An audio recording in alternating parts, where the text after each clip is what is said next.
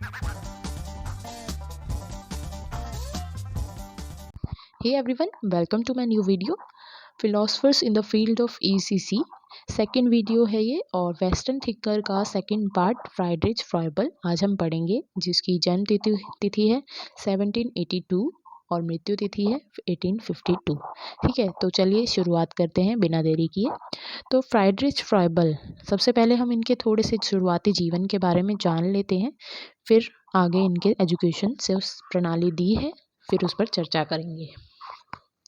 तो फ्राइडरिच फ्रॉयबल की इन्होंने ये जो है एक प्रसिद्ध शिक्षाविद थे, हम सबको पता है, ग्रेट एजुकेशनिस्ट। ठीक है, तो इन्होंने एक किंडरगार्टन मेथड दिया है जो चाइल्ड सेंटर्ड एजुकेशन पर बेस्ड है ना। तो किंडरगार्टन आपने सब सुना होगा ना कि आसपास स्कूल है, किंडरगार्टन बोलते हैं हम, ना कि किंडरगार्टन, है ना। तो आज जो है आपको नया प्रोनाउंसिएशन, नया वर्ड है ये, तो किंडरगार्टन होता है, किंडरगार्टन नहीं होता है। ठीक है, तो इन्होंने ये मेथड दिया है। तो चलिए अब थोड़ा सा इंट्रो जान लेते हैं। फ्रॉयबल जो है 1782 में जर्मन के एक गांव में पैदा हुए थे। उनके पिता जो है एक पादरी थे, ठीक है, क्लर्गी मैन। तो उनका जो परिवार है वो धार्मिक भी था और प्रभावशाली भी था, दूसरों के लिए इन्फ्लुएंशियल भी था, क्योंकि उनके पिताजी पादरी थे। ठीक है, अब क्या हुआ उनके जीवन में कि जब वो एक छोटे बच्चे थे तो उनकी मदर जो थी वो पास्ड हो गई थी। ठीक है, और इनके पिता ने दोबारा शादी की। दोबारा शादी के बाद इनके पिता का और इनकी जो स्टेप मदर थी उनका जो बिहेवियर था वो अच्छा नहीं था इनके प्रति। ठीक है, इसी कारण वो एक अकेले ज़िंदगी बिताने वाले बन गए। ठीक है, वो अक्सर जो है प्रकृति के साथ अपना समय गुजारते थे, घंटों भर घर के बाहर रहते थे, क्योंकि उनका जो बिहेवियर था माता पिता का वो अच्छा नहीं था। ठीक है, तो इसी से वो प्रेरित हुए, प्रकृति के साथ साथ समय गुजारने के साथ वो उतना प्रेरित हुए और इन्होंने एक नई ज़िंदगी, मतलब इतना प्रेरित हुए कि इन्होंने एक ये जो था वो मेथड ला दिया अपनी ज़िंदगी में। ठीक है, और युवा उम्र में उन्हें एक अंकल ने गोद लिया था, काइंड अंकल थे बहुत ही ज़्यादा। उन्होंने गोद लिया और उसके बाद उन्होंने एक वहाँ के ही विलेज में एक स्कूल में एडमिशन कराकर उन्हें स्टडी के लिए भेजा जाता था। स्कूल में उस फ्रॉयबल को ऐसा कंसीडर किया गया कि वो बहुत ही ज़्यादा डल चाइल्ड है। ठीक है, और इसी वजह से उन्हें ये स्कूल छोड़ना पड़ा। ठीक है, सेकंड पॉइंट पर हम आते हैं। तो जो किंडरगार्टन मेथड है वो है, फ्रॉयबल ने किंडरगार्टन का मतलब बताया। ठीक है, तो किंडरगार्टन जो है वो एक जर्मन शब्द है जिसका अर्थ है गार्डन ऑफ द चिल्ड्रन। ठीक है, अब इस प्रणाली का जो परिचय दिया इन्होंने, तो फ्रॉयबल मानते हैं कि जो भी हमारे सिस्टम में चली आ रही इस शिक्षा प्रणाली है वो ऐसी नहीं होनी चाहिए। हमारी जो शिक्षा प्रणाली है वो शुरू में क्या होता है कि बच्चों को एक ही जगह पर बैठते हैं, एक ही रूम में बैठते हैं, वो एक ही जगह पर बैठते हैं और एक ही जगह वो रहते हैं। ठीक है, जिस जगह वो बैठे हुए हैं तो वो बैठे रहते हैं, है ना। लेकिन वो ऐसा इसका जो है विरोध करते हैं। क्योंकि फ्रॉयबल को अपने माता पिता के से जो है बहुत ही ज़्यादा नेग्लेक्ट किया जाता था। उन्हें वो प्यार और सिंपैथी नहीं मिली जो अक्सर बच्चों को मिलती है।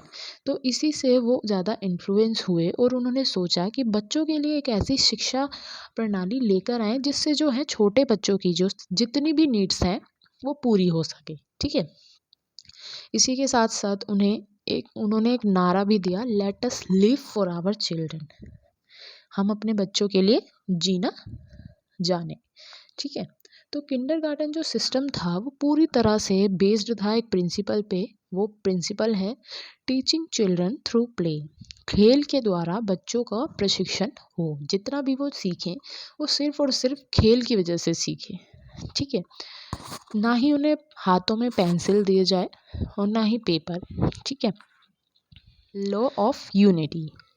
फ्रॉइबल अपने समय के दर्शन शास्त्रियों से बहुत प्रभावित थे। जितने भी फिलोसफर्स थे उनके टाइम के, कांट हो गए, फिशेल हो गए या फिर हेगल हो गया, तो उनसे बहुत ही ज़्यादा वो प्रभावित हुए थे। और जो थे ये सारे जो थे उनके आइडल बन चुके थे, क्योंकि उन्होंने जो दर्शन दिया था एटर्नल यूनिटी, वो उन पर बहुत ही ज़्यादा विश्वास करने लग गए थे। ठीक है, इसी से उन्होंने इन्फ्लुएंस होकर निर्धारित करते हुए कहा कि शिक्षा के द्वारा, थ्रू एजुकेशन, एक व्यक्ति ऐसे सुसज्जित होना चाहिए कि वे सांसारिक चीज़ों के साथ संघ की स्थापना कर सके। ठीक है, शिक्षा के साथ साथ एक व्यक्ति ऐसा सुसज्जित हो कि जितने भी सांसारिक चीज़ें हैं वो उनके साथ जो है एक संघ की स्थापना कर सके। ठीक है, और वो ये भी मानते थे कि विविधता में एकता को प्राप्त करने के लिए भगवान को प्राप्त करें। अब बहुत ही ज़्यादा डाइवर्सिटी पाई जाती है, तो उन सबको प्राप्त करने के लिए पहले भगवान को प्राप्त करना हमें अनिवार्य है ना। और यही जो था वो लॉ ऑफ यूनिटी क्या था। ठीक है, अब इस यूनिटी को उन्होंने 3 में डिवाइड किया। सबसे पहले जो डिवीज़न था वो है एकता का पदार्थ। ठीक है, यूनिटी ऑफ सब्सटेंस। अब फ्रॉइबल के अकॉर्डिंग, ठीक है, प्रकृति और नेचर, सॉरी, प्रकृति और व्यक्ति दोनों एक ही चीज से बने हैं। ठीक है, दोनों की जो आत्मा की भावना है, ठीक है, स्पिरिट ऑफ सोल, ठीक है, को वो उत्साहित करते हैं, उनको वो उत्साहित करते हैं। सेकंड जो डिवीज़न हुआ वो था यूनिटी ऑफ ओरिजिन, एकता का मूल। अब उन्होंने ये बोला कि हम सबका जो उदय हुआ है वो एक ही साधन से हुआ है, जो भगवान के द्वारा किया गया है। ठीक है, अब थर्ड जो डिवीज़न था वो था यूनिटी ऑफ पर्पस। अब यूनिटी ऑफ पर्पस क्या था? संसार की जितनी भी चीज़ें हैं वो दैवीय पूर्णता तक पहुंचने का प्रयास करती है। यानी कि जितनी भी चीज़ें हैं उन सब का जो अंतिम छोर है, यानी कि जो भी एंड पॉइंट है वो ईश्वर है, गॉड है। ठीक है, ये सारे उनके वो थी दर्शन था। अब बारी है सिद्धांत की, तो उन्होंने क्या क्या प्रिंसिपल दिए थे उस पर चर्चा करने जा रहे हैं। तो सबसे पहले जो सिद्धांत है वो है फ्रॉइबल के शिक्षा के सिद्धांत, फ्रॉइबल का क्रमागत उन्नति और विकास। ठीक है, प्रिंसिपल ऑफ इवोल्यूशन और डेवलपमेंट। ठीक है, फ्रॉइबल मानते हैं कि एक स्वाभाविक कानून है, ये जो है एक स्वाभाविक कानून है जिसके अनुसार सबका विकास होता है। ठीक है, ये जो फ्रॉइबल कहते हैं कि इंट्रिस्टिक लॉ है इनके अकॉर्डिंग, जिससे जो है सबका डेवलपमेंट होता है। ठीक है, अनिवार्य रूप से आदमी कुछ करने के लिए उत्सुक होता है और बच्चों में शुरू से ही यह आदत बनाई जाती है कि वह गतिविधियों में हिस्सा लें और बच्चा स्वयं वह गतिविधि करे और मन से करे। ठीक है, अब बताया है कि फ्रॉइबल ने ये बोला कि इसेंशियली जितने भी व्यक्ति हैं इस धरती पर, वो कुछ ना कुछ करते ही रहते हैं। ठीक है, उसको ये करना पसंद है या ये करना पसंद है, एक चीज़ के लिए वो बहुत ही ज़्यादा उत्सुक होते हैं, कोई भी काम हो। ठीक है, और ये जो आदत है ये बच्चों में शुरू से ही बनाई जाती है। ठीक है, और बच्चा जितनी भी एक्टिविटीज़ में भाग ले रहा है, पार्टिसिपेट कर रहा है, तो वो जो एक्टिविटी है वो किसी के साथ से वो ना करे, वो बल्कि स्वयं करे और अपने पूरे मन से करे, ताकि एक बार करने के बाद बच्चे को पता चल जाता है कि ये जो एक्टिविटी है वो इस वाले से मैंने की थी पहले, तो इससे हो सकती है दोबारा, है ना। क्योंकि बच्चे के पास अपनी योग्यता होती है, कैपेबिलिटी होती है, और उनका यह भी मानना है कि एक शिक्षक को माली जैसा होना चाहिए।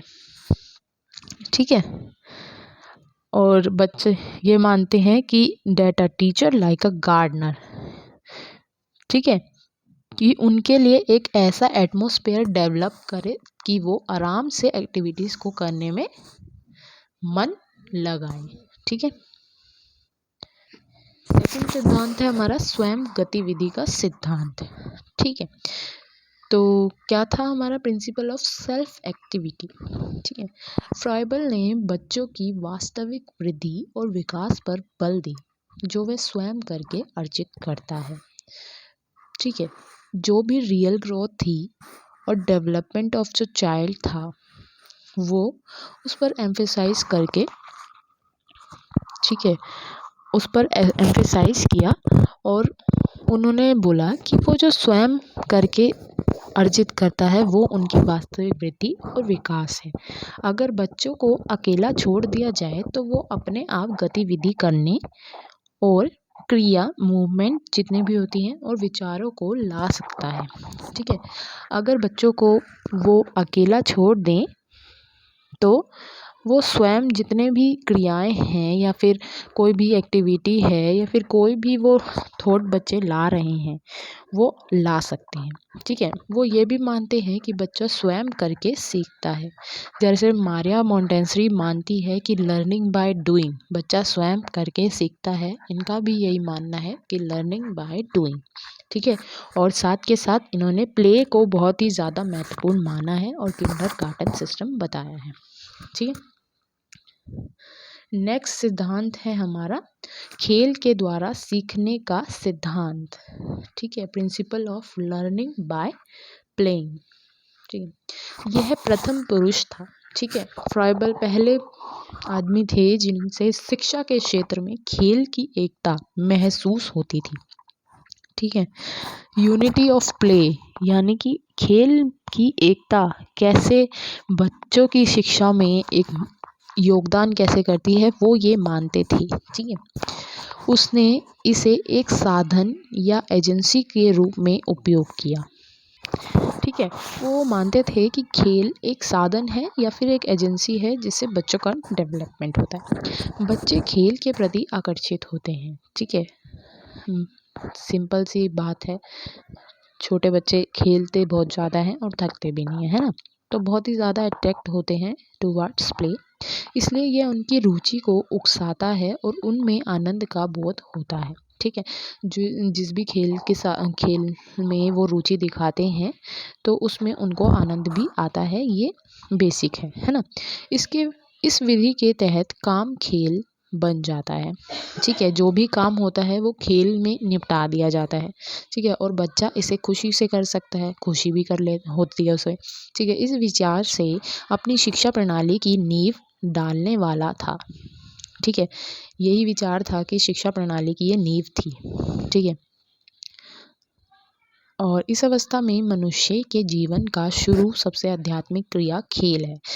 सबसे जो स्पिरिचुअल प्योरेस्ट चीज़ जो है वो खेल है। Play is the purest most spiritual activity of man at this stage and at that time typical of human life as a whole of the inner hidden natural life in man। ठीक है, जो भी इस अवस्था में मनुष्य के जीवन का जो शुरू मतलब पवित्र सबसे आध्यात्मिक क्रिया जो है वो खेल है, जो मानव जीवन की विशेषता है। इसके कारण विश्व के साथ हर्ष, स्वतंत्रता, संतोष, भीतरी और बाहरी आराम और शांति मिलती है और यह सभी का स्रोत है जो अच्छा है। ठीक है, 5th पॉइंट है हमारा खेल का महत्व। ठीक है, अब इन्होंने खेल को इतनी ज़्यादा इम्पोर्टेंस दी कि खेल का महत्व एक अलग से पॉइंट भी दिया है ना। तो फ्रॉइबल के अनुसार खेल का महत्व दार्शनिक है। ठीक है, फिलोसफिकल तो है ही, साथ के साथ इसके साथ साथ आध्यात्मिक स्पिरिचुअल इम्पोर्टेंस भी है। ठीक है, खेल के द्वारा समाज सेमता, सोशेबिलिटी, ठीक है, स्वतंत्रता, फ्रीडम, सहयोग, कोऑपरेशन, आत्मनिर्भरता का विकास होता है। ठीक है, सेल्फ डिपेंडेंस भी आती है, टॉलरेंस भी आती है। ठीक है, बहुत सारी चीज़ें आती हैं जिसका विकास होता है। ठीक है, अपनी शिक्षा प्रणाली में फ्रॉइबल के निम्न अनुसरण थे। ठीक है, तो सबसे पहले खेल का महत्व बताता है कि खेल कल्पना और बौद्धिक क्षमता का विकास करता है। ठीक है, play that leads to recreational और कंस्ट्रक्टिव एक्टिविटीज़। ठीक है, तो खेल कैसे कल्पना और बौद्धिक क्षमता का विकास करता है, दिमाग से जुड़ा होता है खेल। जैसे कोई चेस हो गई है, ठीक है, रूल्स याद करना, ठीक है, अपनी इमेजिनरी की अगर यहाँ से जाएंगे तो ये वाला जो पार्टनर है ये पकड़ नहीं पाएगा, है ना। तो बहुत ही ज़्यादा दिमाग से जो है खेल खेलते हैं, जिससे कॉग्निटिव डेवलपमेंट होता है, ठीक है। खेल मनोरंजक और रचनात्मक गतिविधियों की ओर ले जाता है, बहुत ही ज़्यादा क्रिएटिव होता है खेल, है ना, और मन आनंद भी आता है। साथ ही साथ समूह में खेला गया खेल सहयोग और सामूहिकता को बढ़ावा देता है, ठीक है। कोऑपरेशन आ रही है हमारे में, ठीक है, टॉलरेंस भी आ रहा है। अगर थोड़ी सी कहीं गलती हो गई है तो दूसरे वाला सहता भी है या फिर ये वाला भी सहता है ना, और कोऑपरेशन आ रही है। खेल 3 आवर्स सीखने में मदद करता है, ठीक है। नेक्स्ट पॉइंट है हमारा प्रशिक्षण की तकनीक, ठीक है। यह प्रणाली अपनी तरह की पहली प्रणाली है, ये बहुत ही पहली प्रणाली है जिसका इंट्रोडक्शन किया गया है, जो बच्चों को स्वयं के लिए अवसर प्रदान करे, बच्चे के लिए स्वयं जो अवसर प्रदान करती है, ठीक है। ज्ञान के अलावा निम्न 3 तरीकों से व्यक्तित्व का विकास होता है, पर्सनैलिटी का डेवलपमेंट होता है। सबसे पहले सॉन्ग्स के द्वारा, सेकंड जेस्चर्स जो होते हैं, और थर्ड कंस्ट्रक्शन के द्वारा, ठीक है। अब प्रशिक्षण की जो तकनीकें हैं वो ये हैं, ठीक है। इसमें माता के खेल और नर्सरी गाने, उपहार व काम शामिल होते हैं, ठीक है। अब मदर्स प्ले, ठीक है, और नर्सरी सॉन्ग, गिफ्ट्स और ऑक्यूपेशन सारे शामिल हैं, ठीक है। जो माँ के खेल हैं वो एक बुक है, ठीक है, और नर्सरी सॉन्ग जो हैं वो बुक है, पुस्तक है जिसमें 50 गाने हैं और बच्चों की आयु के अनुसार कुछ एक्टिविटीज़ भी इंक्लूडेड हैं, ठीक है। इस पुस्तक को 2 भागों में बांटा गया है, जिसमें गिफ्ट्स हैं और सेकंड ऑक्यूपेशन है, ठीक है। अब उपहार में क्या है, इसका मतलब बच्चों की गतिविधियों को बढ़ावा देना है। इसमें 20 शिक्षा से संबंधित उपहार हैं जो बच्चों के ज्ञानेंद्रियों का विकास करने में सहायक है, ठीक है। जो टेक्नोलॉजी का हम इस्तेमाल कैसे करते हैं, ठीक है, टेक्नोलॉजीज में अब बुक भी 2 हैं, जिसमें एक माँ के खेल और नर्सरी सॉन्ग्स हैं, जिसमें, और जो माँ के खेल की पुस्तक है उसमें 50 सॉन्ग्स हैं, जिसमें बच्चों की आयु के हिसाब से अकॉर्डिंग टू एज कुछ एक्टिविटीज़ भी शामिल हैं जो बच्चों के को कराई जाती हैं, ठीक है। अब इस बुक को भी 2 पार्ट्स में डिवाइड किया गया है। सबसे पहले उसमें गिफ्ट है, जिसमें ऐसी एक्टिविटीज़ हैं जो बच्चों को मतलब कहें तो रिवॉर्ड करती हैं, ठीक है, रिवॉर्ड देते हैं बच्चों को। अगर बच्चे ने ये एक्टिविटी करी तो रिवॉर्ड, वरना पनिशमेंट, है ना, ऐसे होता है, जो बच्चों के ज्ञानेंद्रियों का विकास कराने में सहायक है, सेंसरी डेवलपमेंट होता है इसमें, ठीक है। और सेकंड है हमारी ऑक्यूपेशन की, तो यह तब आता है जब बच्चा उपहार की प्राप्ति कर चुका होता है, बच्चे ने उपहार ले लिया होता है। उपहार की सहायता से बच्चों के विचारों का विकास हो पाएगा। जब बच्चों ने उपहार लिए हैं उससे बच्चों के जो विचार हैं उनका विकास होगा और काम को लेवल के हिसाब से भी कर पाएंगे, ठीक है।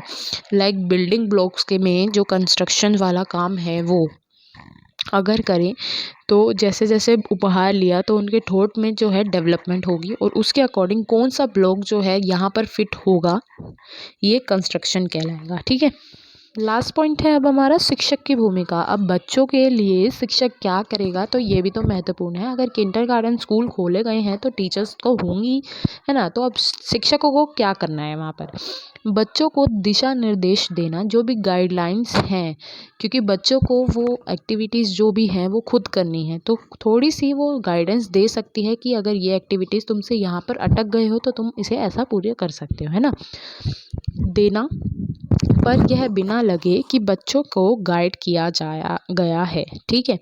तो बच्चों को ये ना पता चले कि बच्चे को वो गाइड कर रही हैं और उनकी मदद हो जाएगी, लेकिन अगर कहें दूसरी भाषा में कि एहसान ना जताना टाइप्स, ठीक है।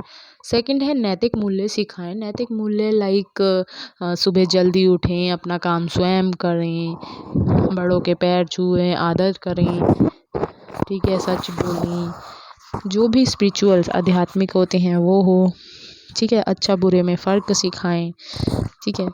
अब घर जैसा पर्यावरण दे। अब बच्चों को जहाँ भी बैठाया जा रहा है किंडरगार्टन स्कूल में, वो ऐसा पर्यावरण उनको लगे कि वो घर में ही है ना, वो लगे, उनको ना लगे कि वो स्कूल में है, ठीक है। उनके बैरियर्स को हटाएं, है ना। फोर्थ है हमारा गतिविधि करने को बढ़ावा दे। अब बच्चे जो हैं बीच बीच में रुक जाते हैं तो उन्हें ऐसे हौसला दे कि बच्चे कर सकते हैं, ठीक है। लास्ट सेकंड है हमारी बच्चे की रुचि को समझे। अब बच्चा जिस गतिविधियों में ज़्यादा टाइम लगा रहा है, इसका मतलब वो गतिविधि उसे अच्छी नहीं लग रही, ठीक है। और जिस गतिविधि को वो जल्दी कर रहा है उसमें उनका इंटरेस्ट है, ये भी अपने पास नोट करें। साथ ही साथ नेक्स्ट है हमारा लास्ट, स्नेही वातावरण प्रदान करें। बच्चे को ये लगे ना कि उसकी टीचर है, बच्चे को ये लगे कि वो मदर है, ठीक है। और सबसे पहले फ्रॉयबल ने बताया है कि एज अ गार्डनर हो, कि ऐसा एटमॉस्फेयर वो बनाए कि बच्चे का होलिस्टिक डेवलपमेंट हो सके, ठीक है। तो यहाँ हम ख़त्म कर रहे हैं। Thanks for watching. होप आपको वीडियो अच्छी लगे।